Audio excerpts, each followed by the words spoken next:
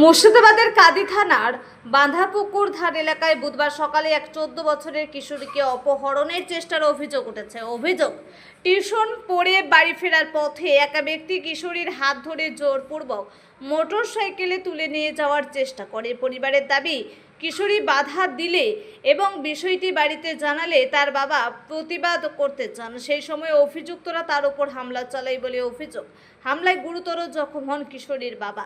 বর্তমানে তিনি কান্দি মহকুমা হাসপাতালে চিকিৎসাধীন রয়েছেন। ঘটনার জেরে কিশোরীর পরিবারের পক্ষ থেকে কান্দি থানায় একটি লিখিত অভিযোগ দায়ের করা হয়েছে। পুলিশ ঘটনার তদন্ত শুরু করেছে। এলাকায় ঘটনাকে কেন্দ্র করে ব্যাপক চাঞ্চল্যের সৃষ্টি হয়েছে। অভিযুক্তের দ্রুত গ্রেফতারের দাবি জানিয়েছেন স্থানীয় বাসিন্দারা। আপনাকে বলছি কি যে দুষ্কৃতি এবং যে সন্ত্রাস তাদের সবার এখন পরিবর্তন হয়নি।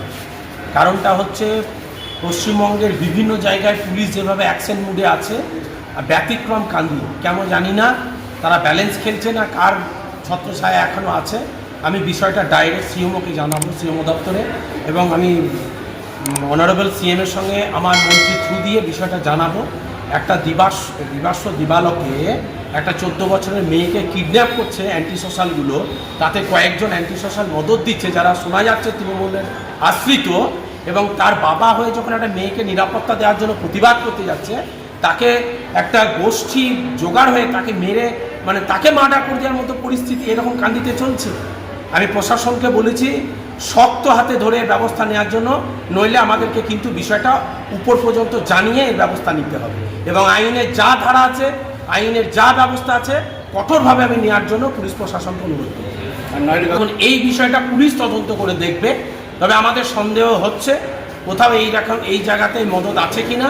এটা তো আমি আইনের ঊর্ধ্বে নয় বা আমি বিচার ব্যবস্থার মধ্যেও যুক্ত নয়, এটা প্রশাসনের মতো তাদের তদন্ত করবে, এবং এর সঙ্গে যারা যুক্ত, যারা এতে মদত দিচ্ছে, তাদের প্রত্যেকের বিরুদ্ধে যেন প্রশাসন কঠোরভাবে ব্যবস্থা নেয় এবং তাদের শাস্তি হয়।